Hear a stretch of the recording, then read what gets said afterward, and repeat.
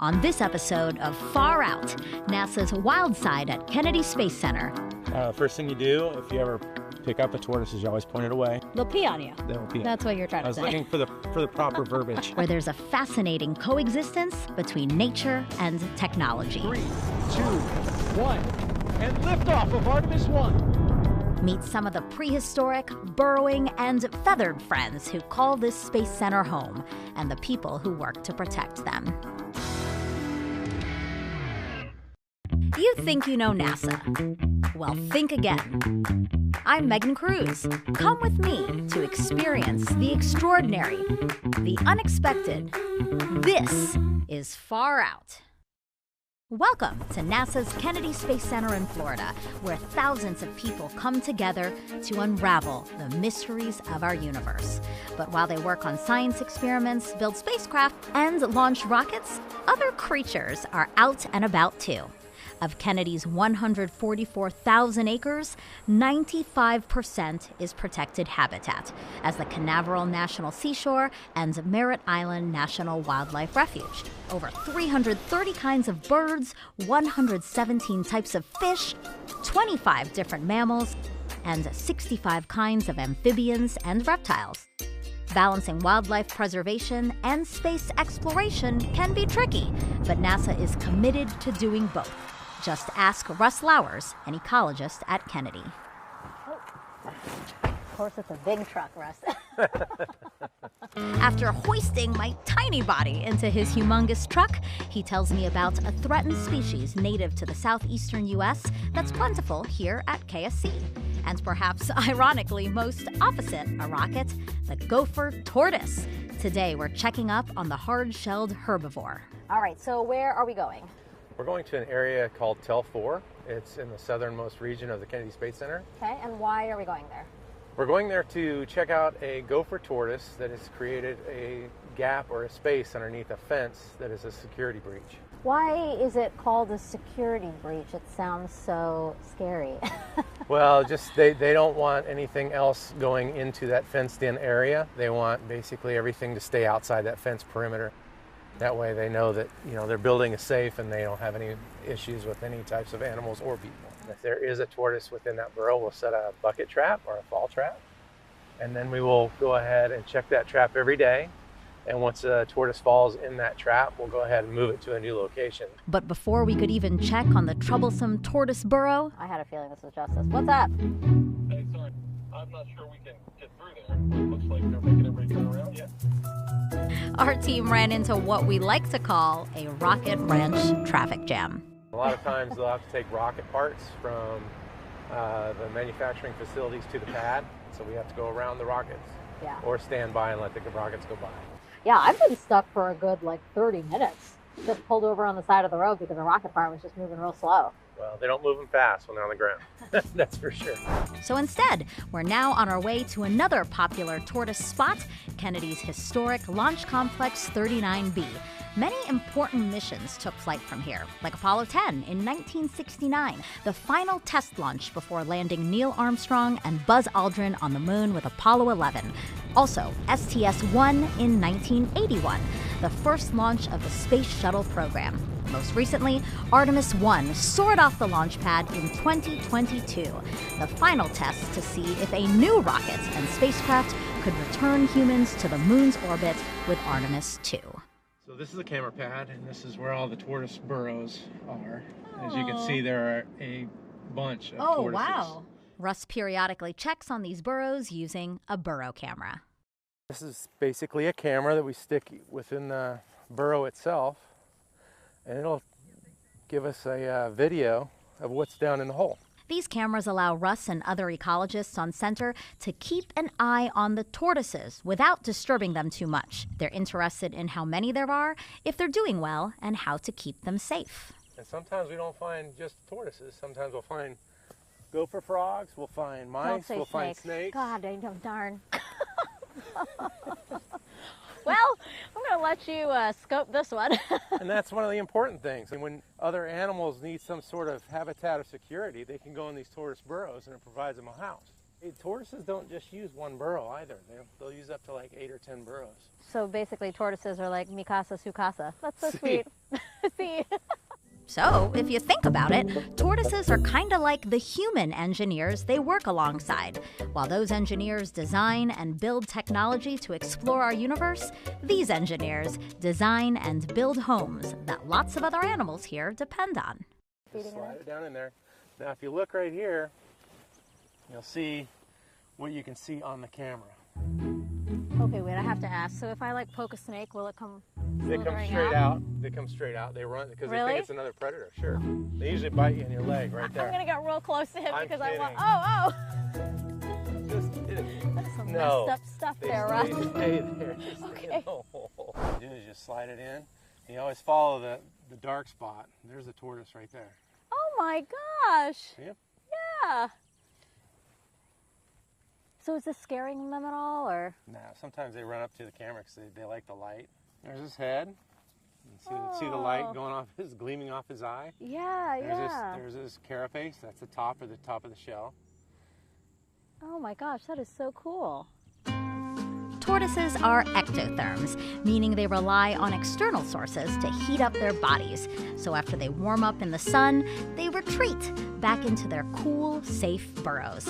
And by the way, if you're wondering, yes, a tortoise is different from a turtle.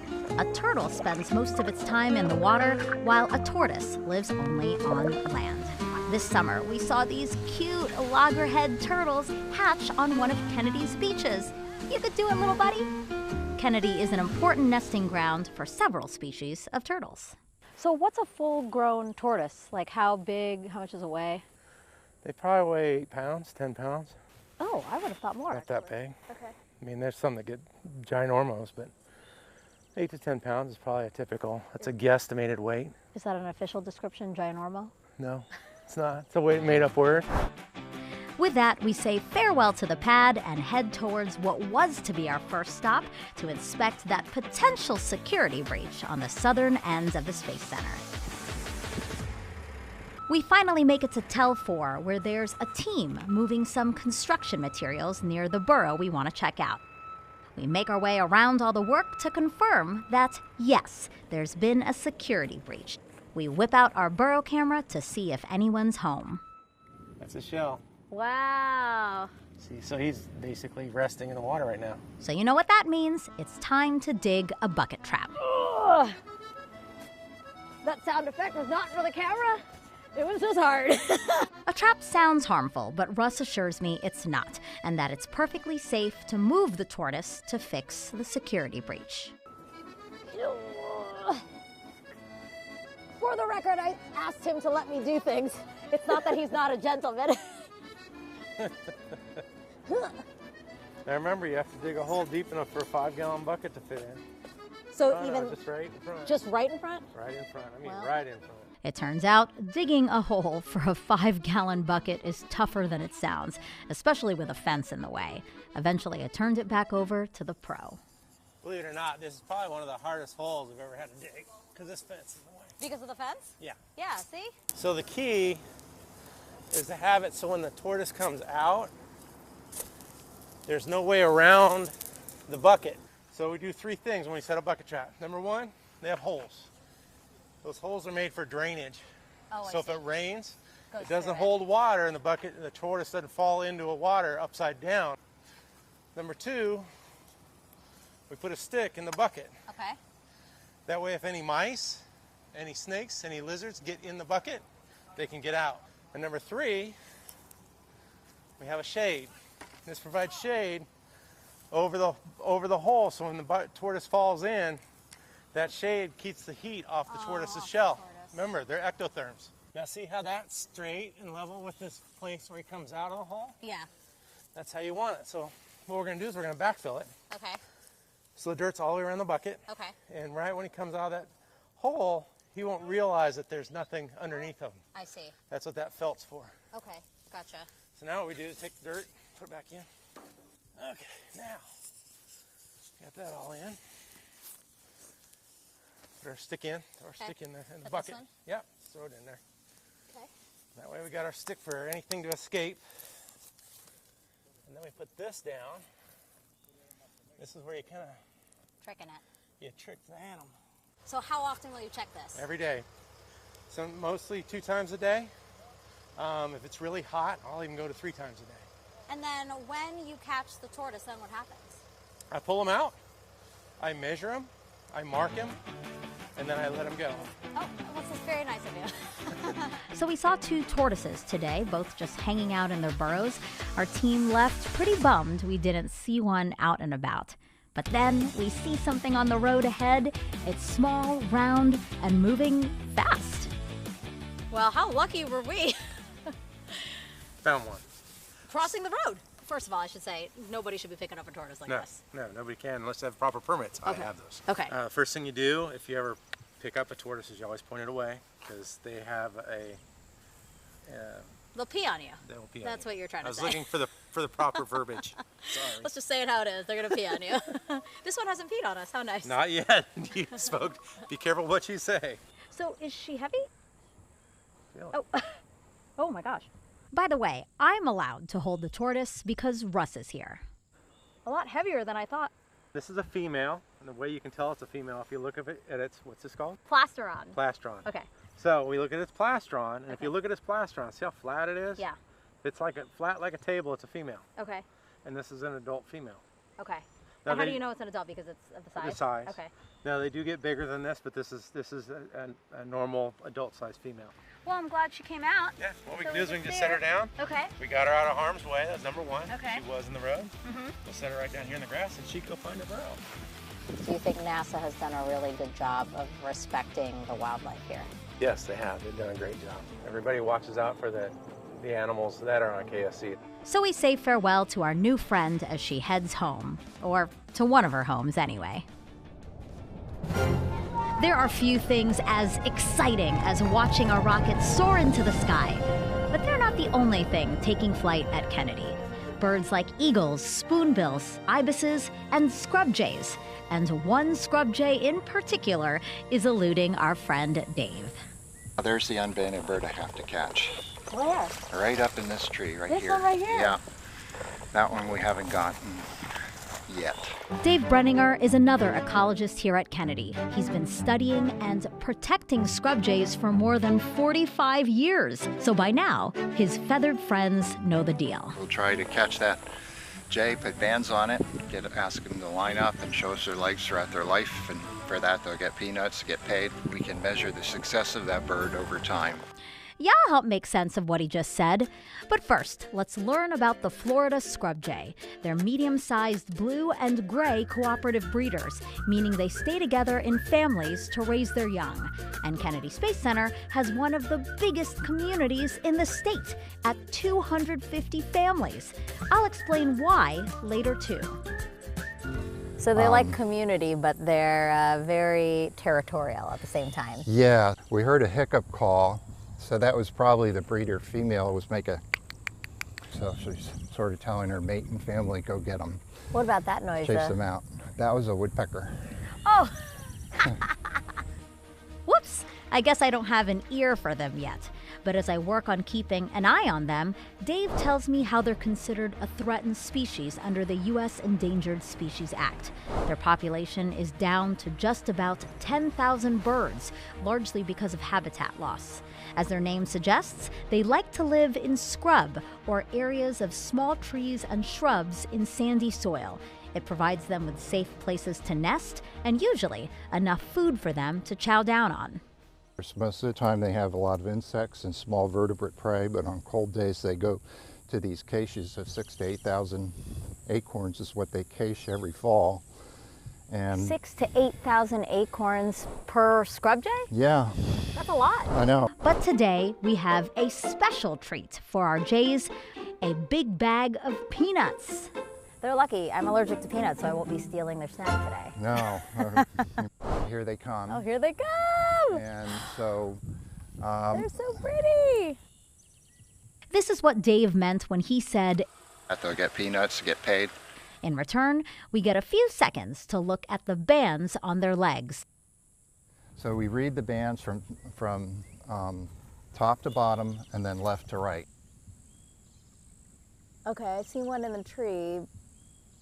Okay, oh, I see one. Okay, yeah, this one has a yellow and a green band. Each jay is identified by its unique combination of colors.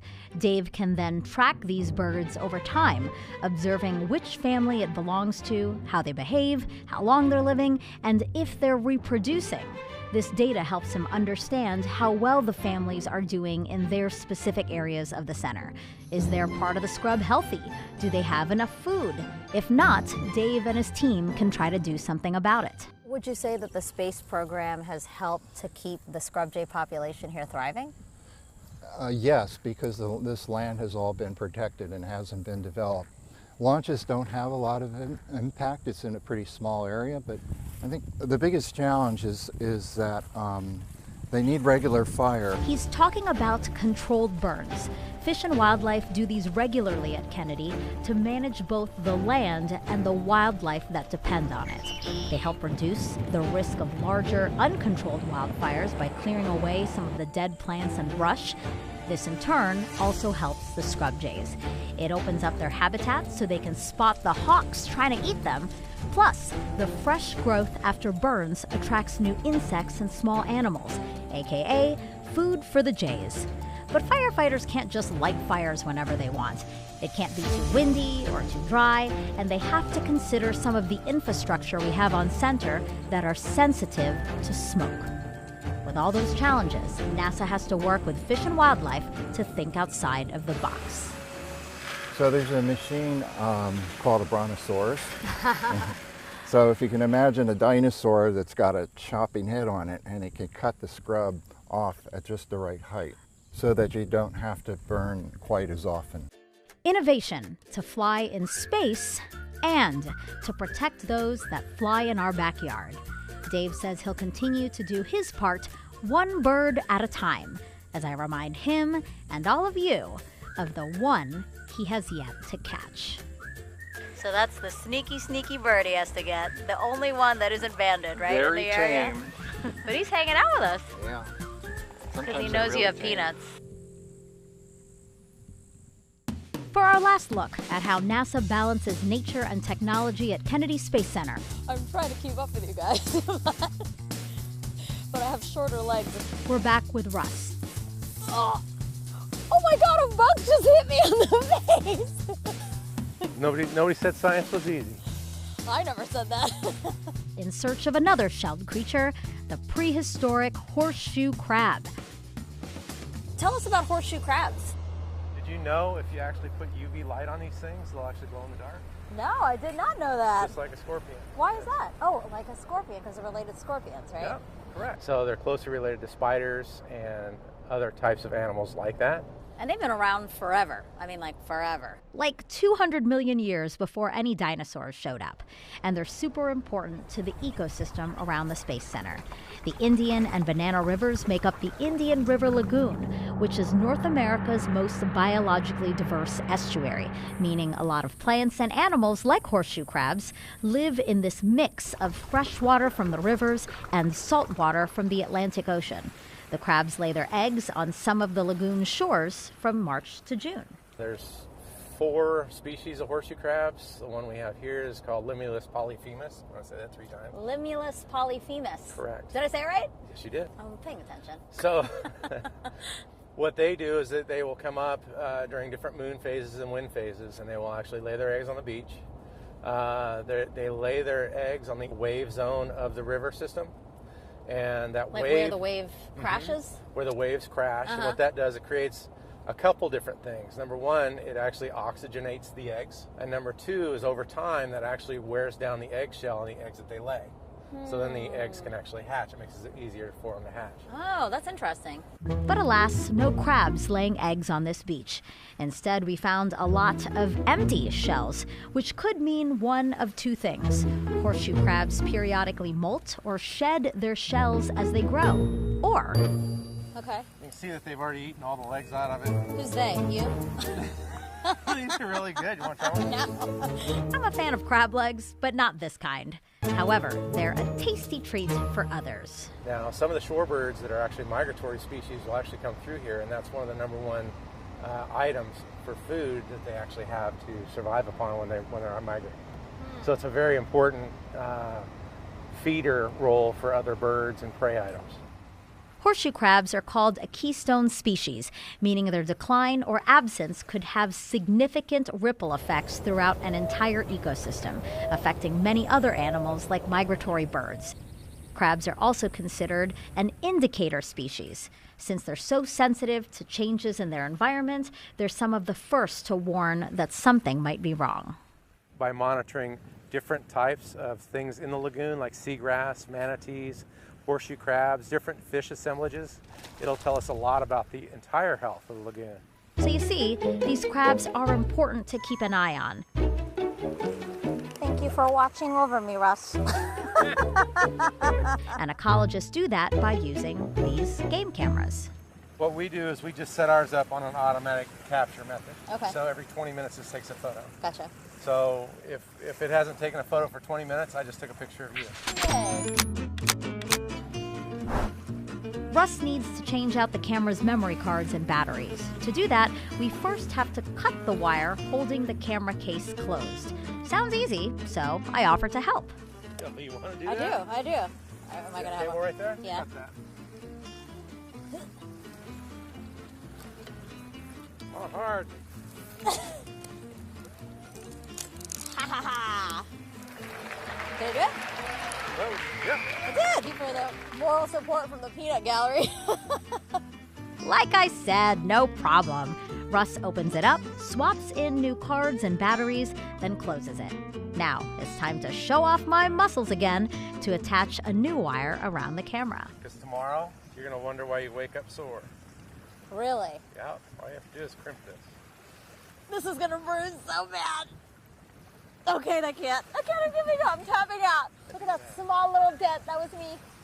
Ha! See, Russ is struggling too, but he gets it crimped and tethers the camera back to the pole. Now, we're off to a second beach to do the same for another camera. But by the looks of our journey so far, this next location is much more remote. It's easy to forget you're on a space center, but then again, some may recognize these railroad tracks. For decades, NASA used them to transport space shuttle boosters.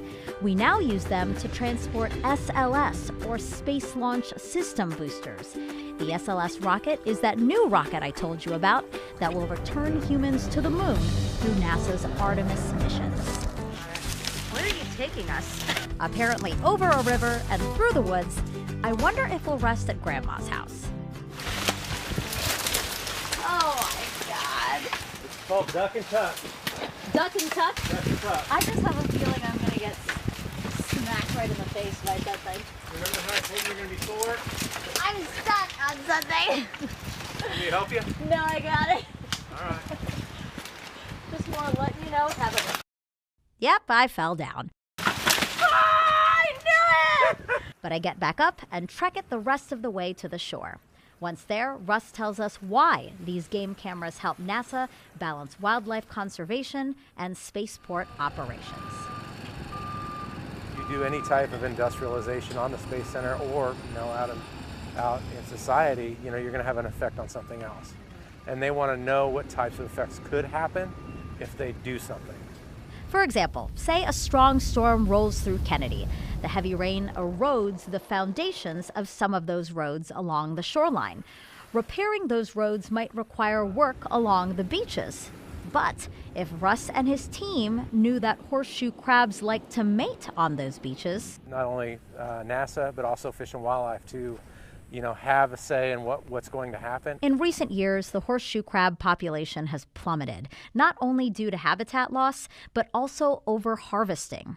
Whelk and eel fisheries use them as bait, and biomedical companies use their blue blood to detect harmful bacteria in either medicines or medical devices. To combat the losses, in February 2024, 23 organizations petitioned to list horseshoe crabs as an endangered species under the Endangered Species Act. So let's help Russ help the horseshoe crabs by checking on another game camera. You ready? Do you want to do a couple of calisthenics and get warmed up? You want to just go right It's into really it? my arms. Like,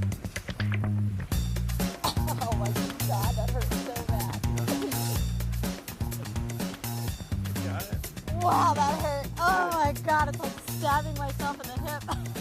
After impaling myself with a handle, I try a new technique.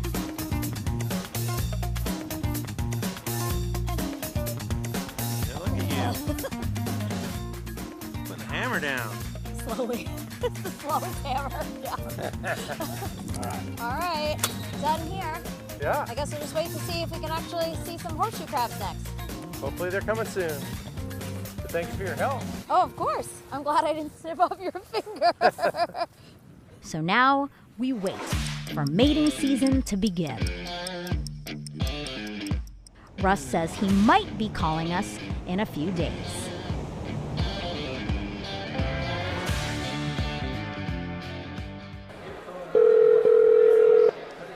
It's happening!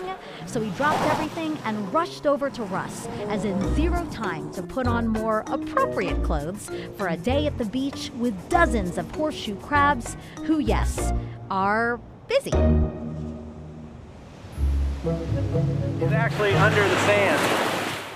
Now that they're here, Russ says we'll do a couple of things that are essential to studying their development and survival. So if you can grab them right on the inside of their persona, right here, Okay. that's how you hold them.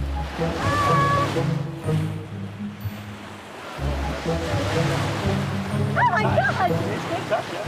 Oh my God, oh my God, oh my God. You got a female, I got a male. Okay, Just like that. okay. Look at Yep, that. yep, okay. I have a horseshoe crab. Let's take him to the bucket. Okay.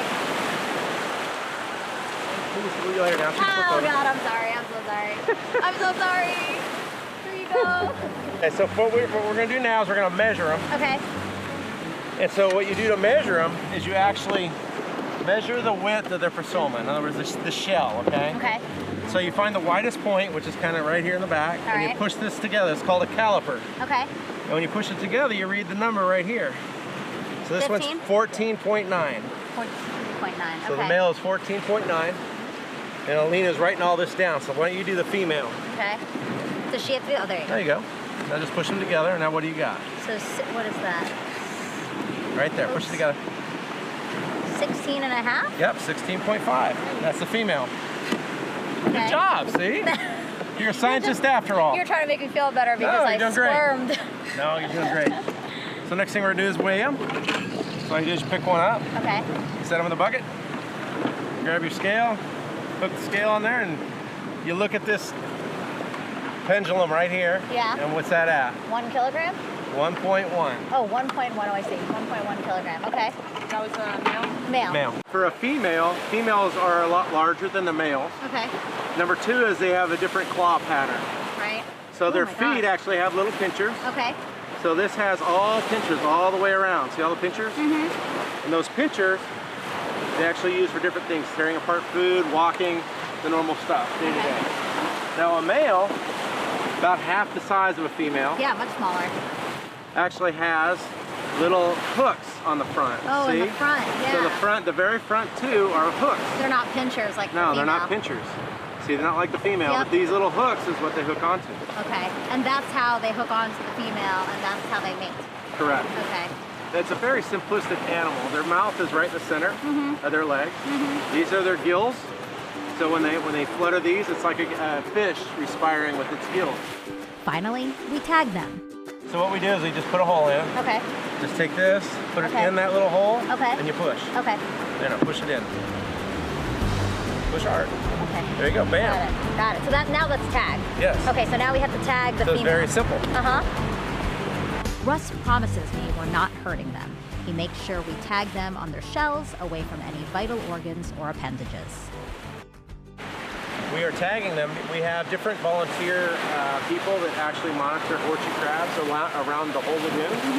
And what's really neat is we can get movement patterns from the Banana River to the Indian River and back and forth. So you know where these animals, how far they will travel. And why do we need to know that?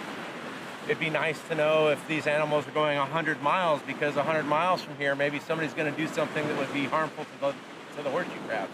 So set up protected areas. for Correct. them. Again, ensuring we give these living fossils their best chance of survival by monitoring their habitats. And if the crabs thrive, other animals that depend on them should do well too. Grab them by the side. Okay, so pick this one up by the side. Grab tight. Pick it up. There you go. Look at you. You did it. Oh, it's trying to push against me. Okay. Set them down in sand.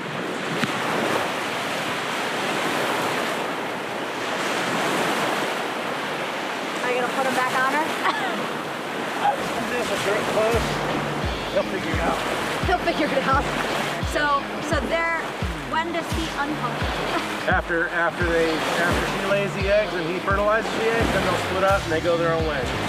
Wow, bye. Sorry we interrupted. As the sun sets on another busy day here at Kennedy Space Center, it's clear this place is not just about launching rockets and exploring the cosmos. It's also about protecting the tortoises, scrub jays, horseshoe crabs, and hundreds of other plants and animals that call the Space Center home. It's a delicate balance, sharing this unique place. But as Kennedy's ecologists have shown us, science and nature can go hand in hand, inspiring us to reach for the stars while taking care of our planet.